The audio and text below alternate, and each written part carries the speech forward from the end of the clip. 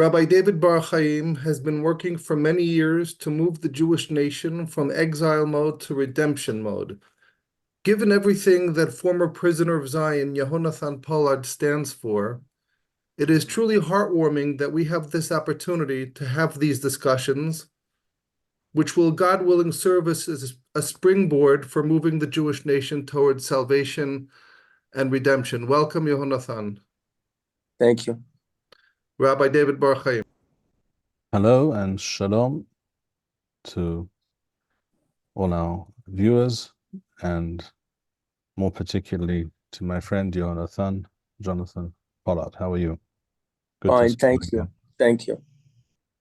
There is so much going on that it's truly difficult to know where to begin. Whichever direction, any point on the compass you choose, there's enough there to keep us going for, I suspect, for hours, perhaps days. But seeing that in our last conversation, you spoke of the American unwillingness to deal with Iran in general, and specifically with the Houthis and at the bottom of the Arabian Peninsula in Yemen, in Teman,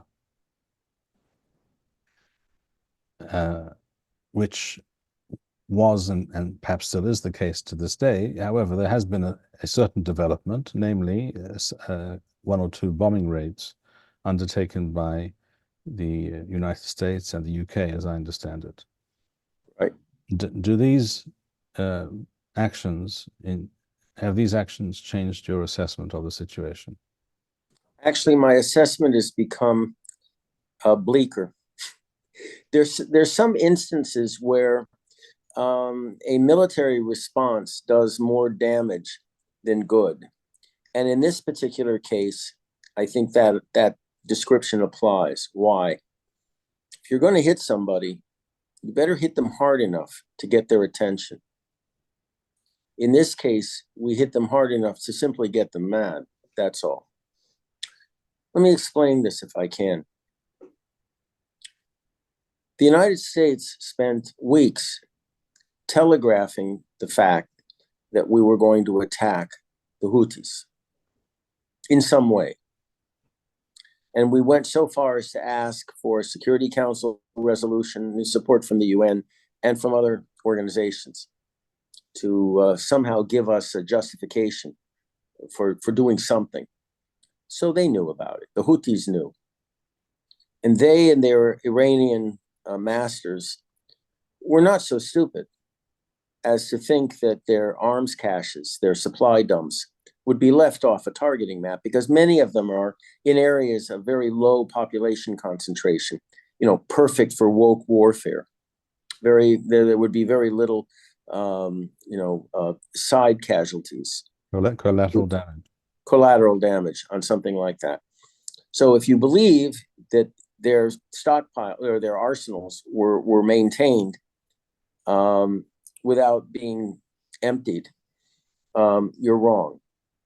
You're absolutely wrong. They had enough time to withdraw the bulk of their equipment. The other thing to remember is most of their equipment is mobile. So it would have been very easy for them to simply empty arsenals of mobile equipment and station them. It's a huge area that they're operating in. And their weapons have great ranges. So we have to bear that in mind. The second thing is, what was the Houthi response? Well, it was predictable. They expressed outrage and a commitment for revenge, which they've acted on slowly and surely. So now I wrote about this 2 weeks ago, that we should be concerned with them targeting Djibouti, which is where an American base is located. And now the Houthis are threatening that base, and they have, an arsenal that I have to admit was unknown to me until I read an article in The Drive. It's a magazine that covers a lot of different things, but they go in depth on certain military matters. And when I read this article that they came out with about the Houthi arsenal, I was, in a word, gobsmacked. Use a British expression. I had no idea the extent of their arsenal, their anti-ship ballistic missile arsenals, their anti-ship cruise missile arsenals, and their drone arsenals. This conflict right now may mark the first time ever in naval history that ballistic missiles have been used against ships at sea. Now, I should explain that this was not something that Iran came up with. It was something that the Chinese came up with. I was about to say, I just recently became aware of this myself. The Chinese have ballistic aircraft carrier killers. Correct. Killer missiles. Correct. They're called, the name is the Dongfeng 21 or DF-21 missiles. One of them could do very serious damage to an American aircraft carrier. The Chinese... Not sink it? Depending on where it hit it, it could certainly render there are various levels of damage to a warship. One of them is a mobility kill, a mission kill, or a sinking kill. And in this particular case, one of those missiles hitting an American carrier would pretty much force it out of action. It would destroy the deck. I don't know how many decks below the top deck the warhead would destroy, would penetrate, but it would be. They usually have depleted uranium warheads, which are the most densest warheads in the world. I don't know. I mean, if they hit around the engineering spaces, it might be able to penetrate straight into the reactor room, and I don't want to even think about what could happen then. But what the Chinese did when they looked at the threat posed by American carriers to maybe a Chinese invasion of Taiwan, what they realized was they had to push the American carriers back as far as they could to limit the American carrier-based aviation, which is kind of short-legged to begin with. And so the further back you can push the carrier, the less effective their air complement would be, because they have to carry more fuel than bombs to get to wherever they're going. So in this case, they developed... And they would have a very short combat window. Of operation, correct. So what they came up with is a concept called anti-access area denial, A2AD in short. And that was based initially on very long-range missiles that had precise targeting and that had very good precision guidance, onboard precision guidance. And they've actually, out in the western part of China, in Xinjiang, actually drawn out carriers. They've actually drawn out U.S. carriers and other warships. And from a very long range, you mirror image. You translate the range they fired at these models out in the desert, out into the Pacific, and you get kind of beyond Guam. And what's frightening is if you look at the precision hits on these models in the desert. I'm sorry, just to give an idea, a concept of the distances involved. What range are we talking about? We're looking at maybe close to 2,000 miles. 2,000 miles. 2,500 miles. Not kilometers. Well, I'm American. I was American, so no, we deal that's in fine. But right. You're talking about 2,000 miles or 2,000 kilometers? 2,000 miles. So that's about what, 4,500 kilometers? Yeah, almost close to 5,000 kilometers. Mm-hmm. So it's a great distance, and if you push a carrier back, they're not going to get involved in the fight. So if you look at these models out in Xinjiang, they can actually hit precise spots on the carrier, like the control tower, like the forward elevator, like over the engine rooms. The shots are unbelievably accurate. And how do we know this? We have accuracy, commercial grade satellite coverage. commercially, of the test firings. of the test firings and where the hits were. I see. So when a missile hits specifically, like a forward elevator, you know that isn't by chance. Okay, so what happened was the Iranians picked this concept up from the Chinese, and they have been working assiduously for the past 20, 25 years, constructing anti-ship ballistic missiles, not as long-range as the Chinese and not as heavy as the Chinese in terms of warhead, but enough to do serious damage, especially if fired in volleys. Well, we're seeing now Iranian doctrine, anti-ship ballistic missile doctrine, being played out by the Houthis. And I'm telling you right now, something bad is going to happen. We're going to lose it. We could very well lose a warship. They haven't fired a fraction. When you say we, you mean the United States or Israel? Sorry, I have a problem with pronouns sometimes. Yeah, the United States or any of the allied powers. Yeah, they could have a problem. And what the Houthis are doing, again. And by extension, Israel also would have a problem. I'll get to that in just a second, yes.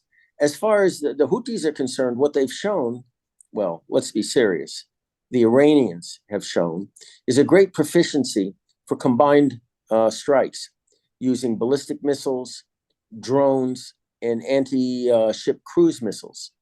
This is very impressive to actually launch dissimilar systems and have them all arrive at the same time against a target, really complicating the targeting requirements of the defending vessel.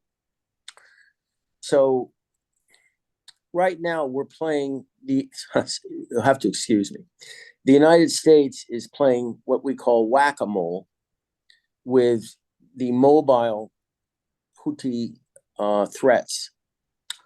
If they're looking for them, if they can find them, they'll hit them. Well, Yemen is a humongous place, relatively speaking, with lots of places to hide these systems.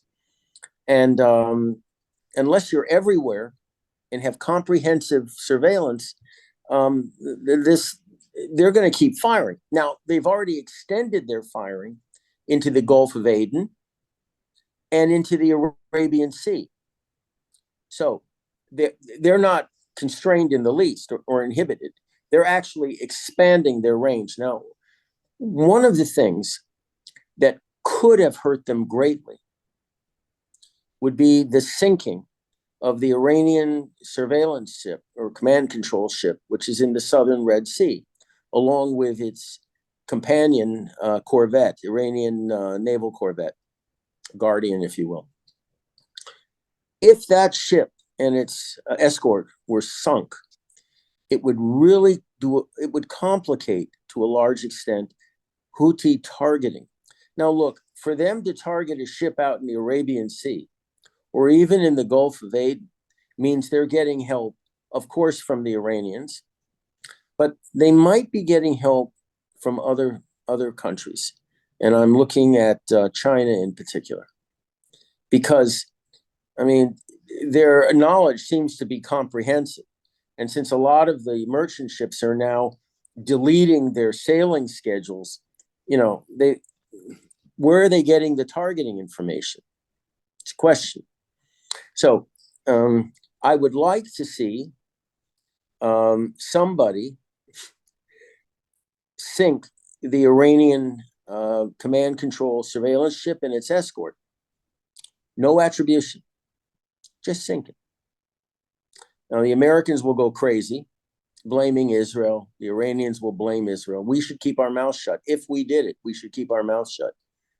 What we have to do, and I'm speaking now cold-bloodedly, is we have to force the Americans to do something that they simply have not wanted to do since Operation Praying Mantis, which was the war during the Iran-Iraq War that the United States got into with Iran for targeting oil shipments by Kuwait, when we reflagged the Kuwaiti oil fleet with American flags. And we pretty much pounded the Iranians into surrender at that point. right now, unless and until the United States does something to Iran, and we could spend hours talking about contingencies, but let's just leave it at that. Unless they do something that hurts them, not threaten to do it, just do it. Unless they do that, these strikes by the Houthis will continue at great cost to especially the United States. Every interceptor missile that goes off is between $1.5 to $2 million. The targets they're hitting may be a few $1,000 or maybe tens of thousands or at most $100,000. The economics doesn't work at all. It just doesn't work. And if they start hitting Djibouti, where there's an American base, and they certainly have the weapons to do so now, and the accuracy to hit specific places in that facility in Djibouti, the United States, it looks like it just has feet of clay right now. A great power does not react to this kind of threat to the global maritime economy with telegraphed pinpricks. There was an article, in conclusion, that came out recently by one of the greatest strategic thinkers of the United States. His name is Elliot Cohen, tremendous thinker at Johns Hopkins University. And he wrote a most compelling and beautifully written piece called The Decatur Moment. And it was named after an American admiral who, during the Barbary Wars in the early 1800s of the Republic, took the war straight to the Barbary pirates, mostly in Algiers. And it was kind of a blueprint as to what a great power or a rising power should do to defend the maritime commons. And it worked. Well, unfortunately, President Biden is no Admiral Decatur, not by a long shot.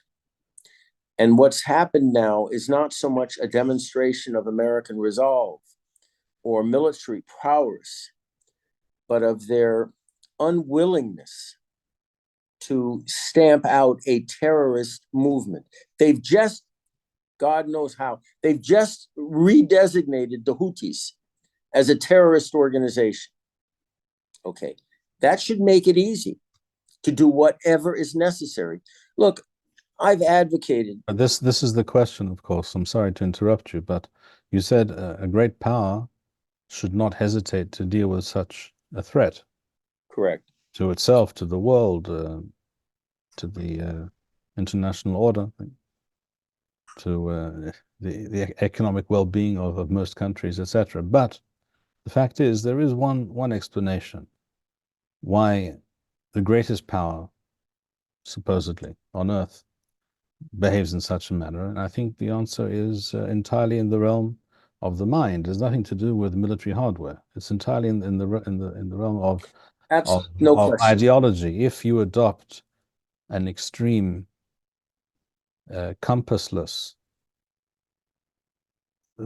humanist, liberal,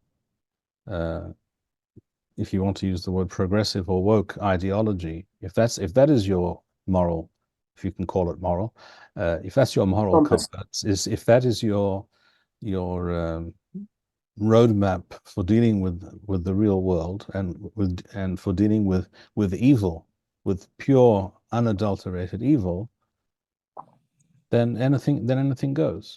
Let me tell you something. I talked to a very dear friend of mine who was a retired high-ranking American naval officer.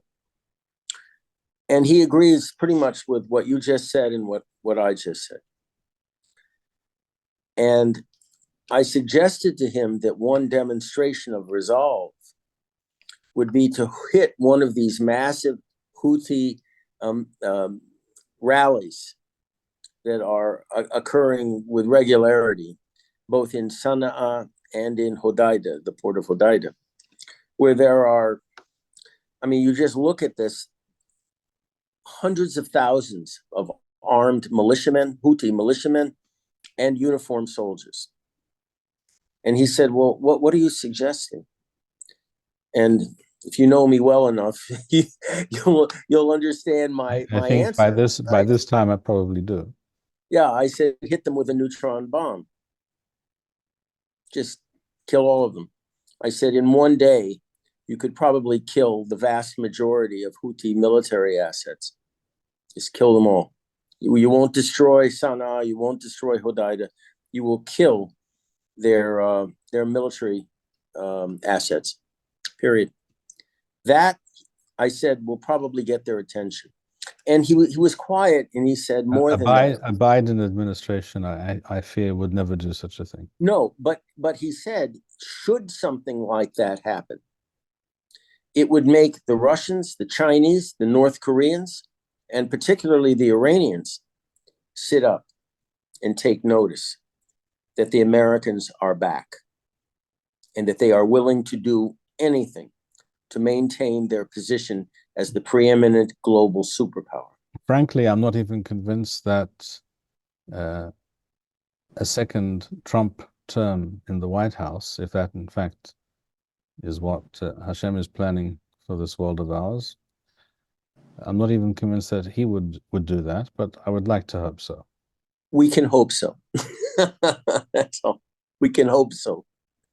The military would never carry out an order like that, because in the United States, you really think that could happen? That a president, doesn't matter which president, would give such an order as commander in chief, and the people below him would refuse to obey? Yeah, we have an example of that already, where things were really coming to a crisis point with the United States and China, and Trump was threatening, all kinds of death and destruction on the Chinese, and the the chairman of the Joint Chiefs of Staff, General Miley, on his own, without authorization, called his counterpart in Beijing and assured him that no such order would ever be honored.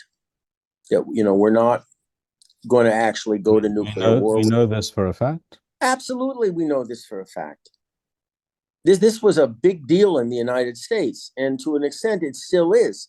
And what if anything was done to this general? Listen here, nothing. Because the military is unfortunately woke.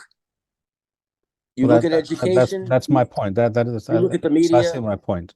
It is impossible. Basically, what you are saying, and what I've suggested is, and what you've just demonstrated from past experience already, is that in order to fight and destroy evil, you cannot be infected with the woke virus.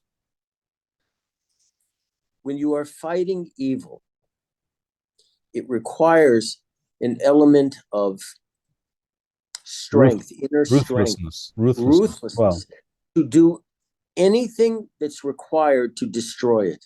Because the consequences, whatever it takes, because the consequences of yielding to it are horrific. Incalculable. Incalculable. Evil wins. You don't even have to go beyond that to just realize how dangerous that is for the world. Evil wins. We know for a fact that before the US dropped the bomb on Hiroshima, we know for a fact there were many people at the very top of the US administration, both in the military and in the State Department and advisors to Truman, who were opposed to the use of the atom bomb. It was Truman who decided that, yes, we're going to do this, and we're going to do it twice, so that everyone will understand this is not a one-time event necessarily. But there were two reasons. But that was then. I suspect that things are different today. Again, the interesting thing was that there were two reasons that in his mind justified the decision to give the go order for the nuclear attack. One was the casualty projections on an invasion of Japan. Right, between 1 and 2 million US soldiers. Total casualties, but there would be between 100 and 200,000 dead. And at that point, Truman realized that war weariness was creeping into the country, and that if that happened, there would be horrible political consequences. So that was one part of his calculation. The other part of his calculation, and this was kind of interesting, was he wanted it as a signal to the Soviets. We have something that's so bad that we're not only going to use it once, we're going to use it twice, just to make the point. Well, he mentioned this to Stalin at Potsdam, that there was some horrible weapon that we were about to use against Japan that will shock the world and, whatever. And Stalin, he was shocked. He himself was shocked that Stalin didn't react.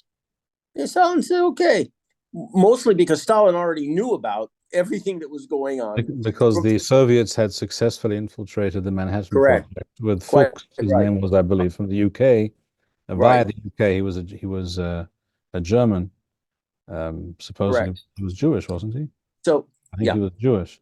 Yes. And he was he fled Germany, and he was adopted by the UK, and he was actually a Soviet spy, Correct. amongst others. So, correct. So you have this situation where the last time the U.S. dropped the bombs, plural, one was because of a fear of casualties, their own casualties. And on the other hand, it was a signal to the Soviets that you better watch yourself in the post-war era. Okay, well, here you have a situation where the United States need not actually resort to nuclear weapons. The U.S. has enough in its conventional arsenal to flatten Yemen. The problem is there is no willingness to do so. There is no willingness at all. In fact, they've been so careful right now not to anger the Iranians that they've gone out of their way to telegraph beforehand, get your people out of the way. I mean, if they really wanted to do it, they could have sunk the Iranian surveillance ship with its escort and hit the Iranian Revolutionary Guard Corps headquarters in Sana'a and the Iranian embassy and said, now what? Now what are you going to do? Tell me, what are you going to do then? But they didn't do anything of the sort. You can only do such things if you truly perceive and have internalized the fact that you are facing pure evil. But if you live in a relativist world, but the United States, there is no such thing as pure evil. No, and who's to say that they're worse than you are, then you can't do such a thing. Correct. I mean, the argument is one man's terrorist is another man's freedom fighter. I mean, that's how morality has gotten skewed up.